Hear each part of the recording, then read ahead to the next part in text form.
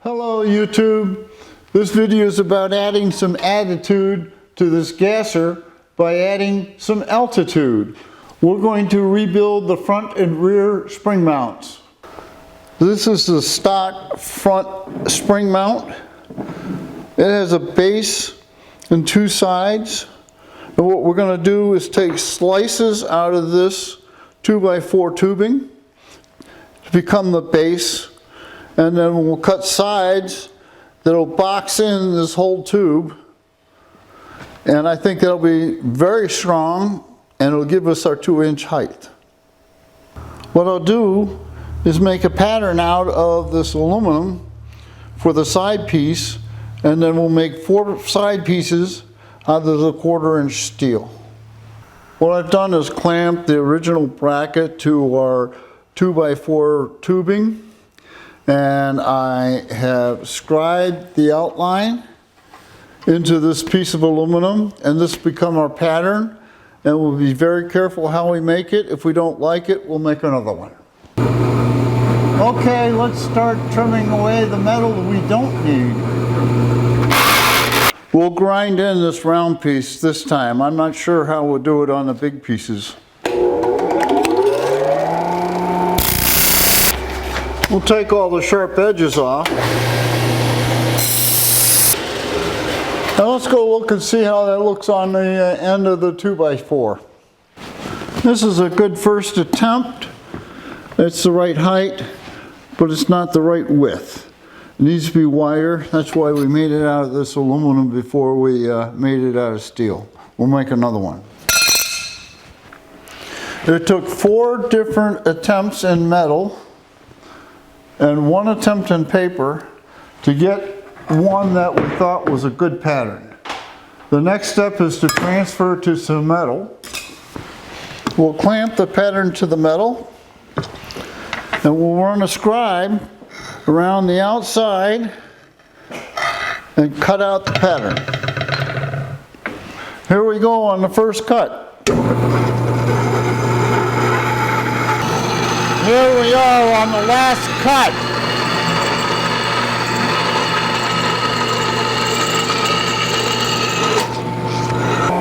A little grinding to get the top curve.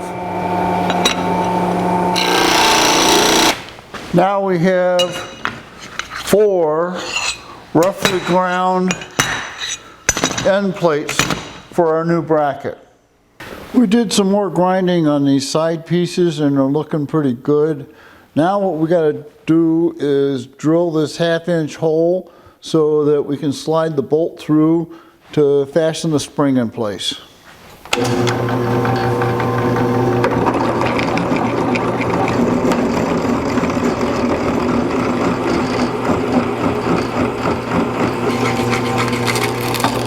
Now we need to cut the base out. This measurement here is important because the spring fits in between there. We don't want the spring slopping back and forth, and we want the spring to be able to fit in there. So this is a very critical measurement. So I'm using micrometers to measure it. And we've got 2 inches there, so we're going to make our base 2 inches.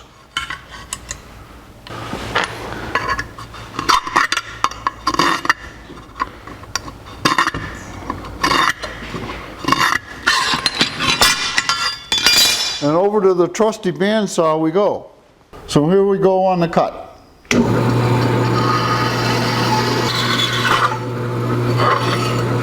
Let's see how we did.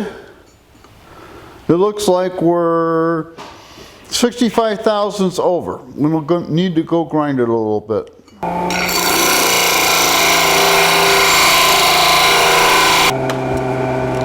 So we've got 15 over, 2, 15 over, 15 over. So this piece is good. I've clamped our 3 pieces together and we'll check the fitment, and we have a nice snug fit. We have the side pieces made for our new bracket. Now we need to drill the holes in the base so we can bolt the bracket back onto the frame. The way we'll do that is we'll find the center line. This measures 2 10/1000ths. So half of that is 1 5/1000ths. So we'll go over here to 1 5/1000ths. Put a little scratch in the middle. Do the same thing down here, 1 5/1000ths. A little scratch in the middle.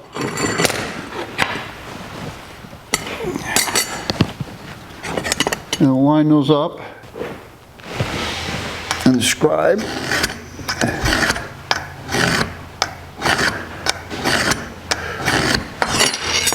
And now we have a center line. We'll clamp the base to the frame, looking for the center line down through the holes. Using a flashlight to see down into the hole and find the center line. Tap it into place.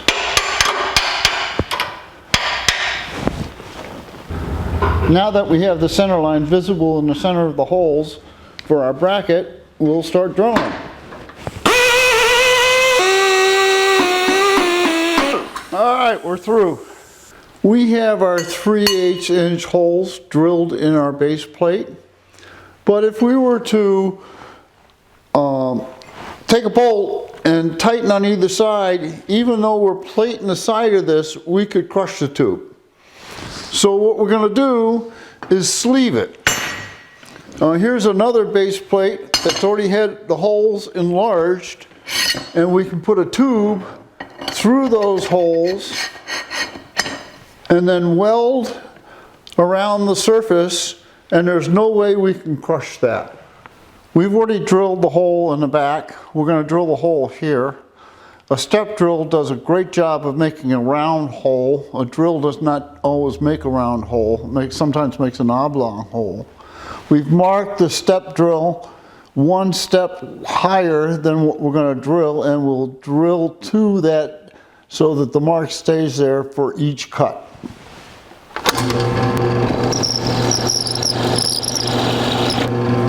And there we go, we got a hole for a sleeve. This is what our base plates look like with the sleeves in place. And then we're going to weld onto that the side plates, and that will be our bracket. Next step is to sandblast, and then we'll weld. Here we have all our pieces assembled.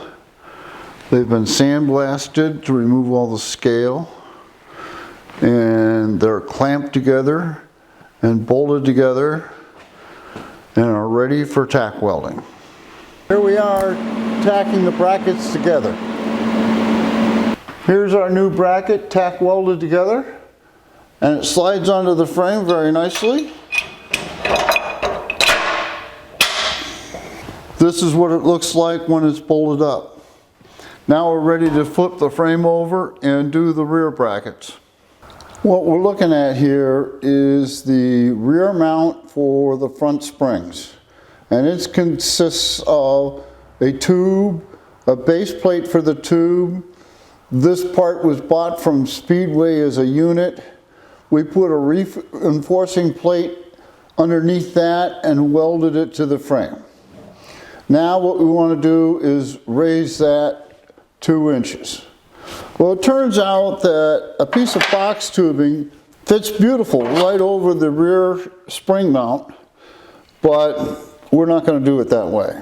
It just looks too added on, like it didn't belong there. So what we're going to do is take another tube, mount it about this high up, 2 inches above where it is now, and we're going to plate the side of it so that this tube actually is inserted to the plate, and this tube is inserted to the plate. This tube is too long. We used it to make the front brackets. We need to cut new tubes. So we need a good measurement here. So let's take a measurement. And we have exactly 1.755. So we'll make some sleeves that size. That'll get us started on this rear bracket. Went to the local metal dealer today and picked up some thick wall tubing that has the inside diameter that's correct for our bushing. It comes with scale on the outside of it, and what I do is take the scale off before I do any cutting. And now what we'll do is cut 2 sleeves 1.755 inches long, and that'll be the start of our bracket. We'll mark our bushing sleeve at 1.755 inches and give ourselves a little bit for the band saw kerf. We'll cut our sleeve out. We've decided that we want the rear mount to look like the front mount. So what we've decided to do is change our design that we were talking about with a triangle and a hole in it. We know that the box tubing is too wide for the sleeve for the rear spring. What we're going to do is take this box and put it this way, cut the bottom of it out so it'll sit down over the old rear mount, slice it this way so that it'll be the right width for our rear sleeve. We'll use our original pattern to make the side pieces, and the sleeve will pass through the top. First thing that's got to go are the old rear sleeves. So here we go with our first cut.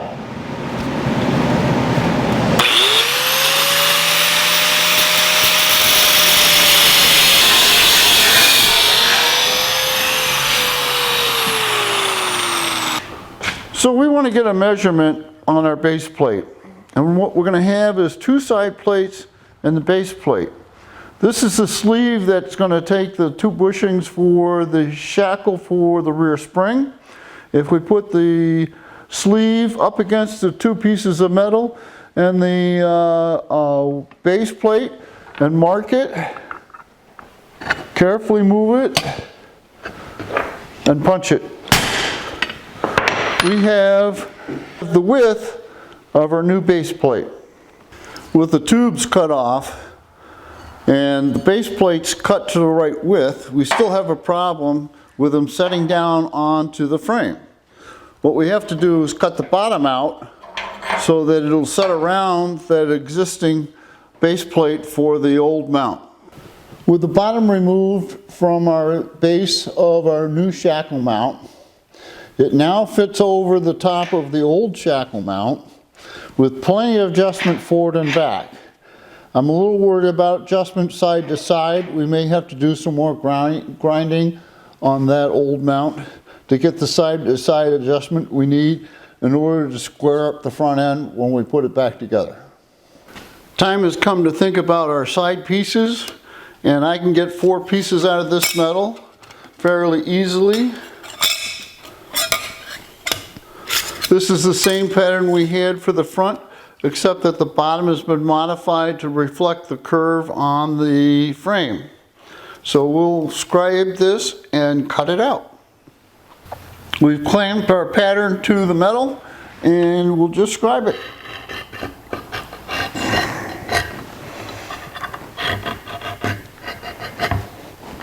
Here's the side pieces all laid out on this piece of metal. Don't know if you can see it, but it's time to go cut them out.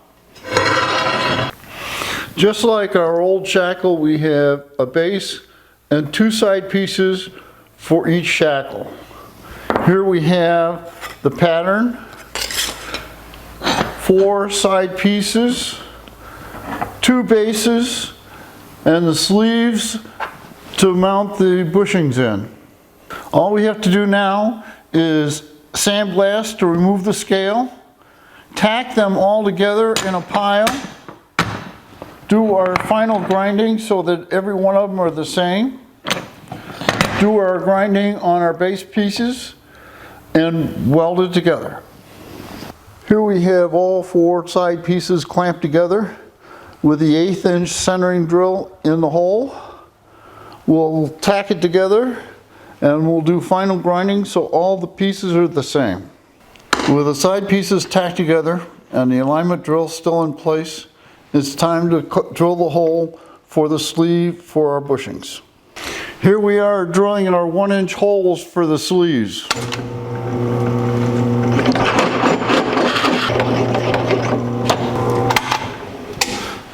Does our 1-inch sleeve fit into the hole? With all the pieces clamped together, we'll do our final grinding so that everything ends up the same. With the side pieces still warm from final grinding, let's try to break them apart.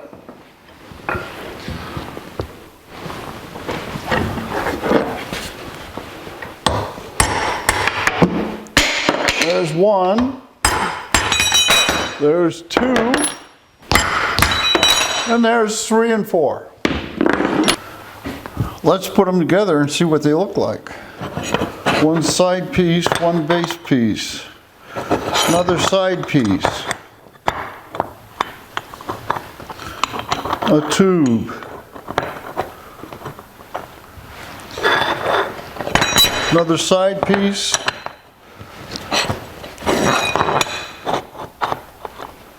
another tube,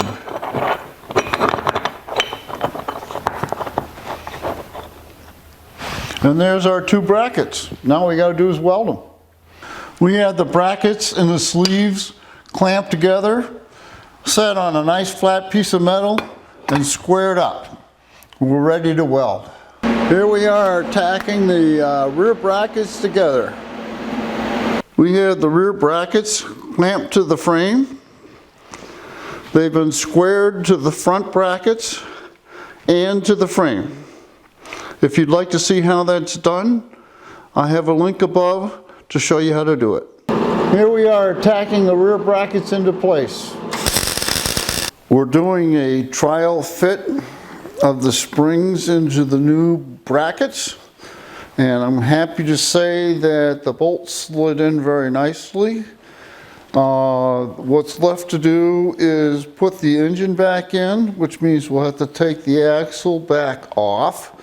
And what we're really going to be interested in is how these shackles line up. Right now they're tilted slightly forward. Once we put the weight of the engine in here, I want them either straight up and down or slightly to the rear. We have the engine sitting in the frame. The springs look good. We were really curious as to where this shackle on this side would end up. We wanted it to be vertical or slightly to the rear, because when we put the weight on the vehicle, it will go even further to the rear. I think it's perfect. What's left is the finished welding. I won't keep you for that. You did see the purpose of the video, which was to raise the front end 2 inches. If you enjoyed this video, there'll be more.